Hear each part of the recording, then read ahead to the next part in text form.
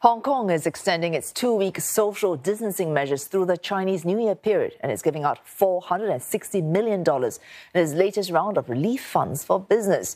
The city's Chief Executive Carrie Lam says money will target businesses and people most affected by these closures.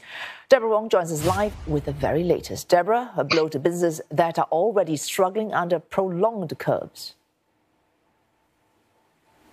Well, the latest announcement has really dashed any hopes of large reunions for the festive period. And especially it's going to be forcing shut large-scale events such as the annual New Year flower market, which is really a festive mainstay that typically draws large crowds, to snap up auspicious plants just ahead of the New Year. But that's not going to be happening this year. So during the press conference, Mrs. Lam said that she's aware that many people will be disappointed, but she apologized for imposing the stricter measures and also asked for understanding because, in the last couple of days, health authorities really had to scramble to roll out mass testing as well as mass contact tracing to really contain the situation. So since 7 January, Hong Kong has closed its bars, beauty parlors, as well as gyms, and even slapped a curfew on dine-ins at restaurants after 6 p.m. And on the border front, it's banned flights from 8 countries. And most recently, on Thursday night, it announced that it will be stopping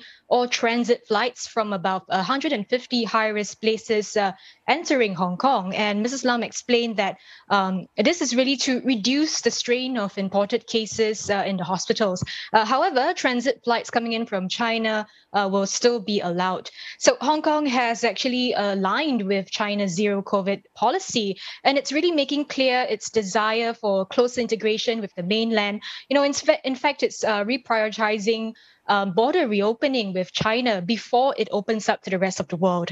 Let's hear what Mrs. Lam had to say. We know very well there are consequences, but we have to weigh these consequences against the health risk to the people of Hong Kong because these viruses could kill people. If you look at the world, hundreds of people are still dying in every European country nowadays, and I have my utmost duty to protect the health of the Hong Kong people. Well, the border restrictions have certainly hit the city's flagship carrier, Cathay Pacific, where cargo flights, are already operating at 20% of its pre-COVID capacity, and it's 2% for its passenger capacity. So really, the latest rounds of restrictions will certainly deal them a heavier blow. And the government's latest funds are expected to contain the fallout or even cushion it. And it's going to be directed to F&B businesses, gyms, beauty parlors, basically businesses that have been impacted due to the latest measures. It's also going to be opening up to sectors so-called in deep freeze mode. So sectors like the tourism industry, as well as the cross-border transport services. Now, Mrs. Lam said that Hong Kong will progressively relax restrictions if the situation gets better, and it will also then roll out its vaccine bubble. Deborah, of course, the government stepping in with these funding measures to help local businesses. But on their own, how are these businesses coping with these restrictions?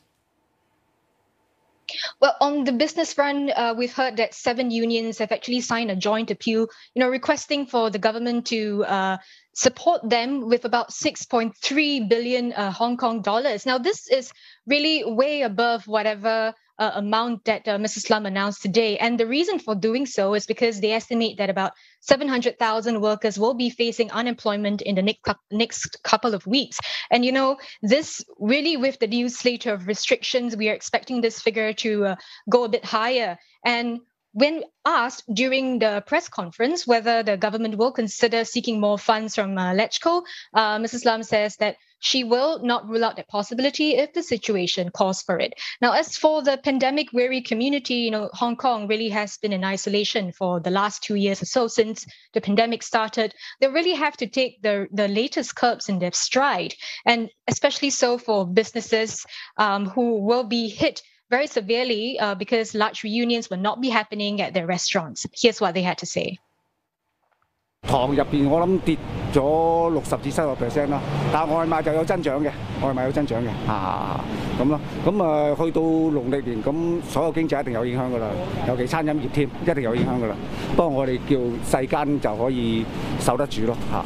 都冇話㗎，都 OK 㗎，OK 嘅問題啊，即係打電話咯，大家恭喜咯。香港咁細，第日嚟咯。我冇所謂，咪喺屋企食咯。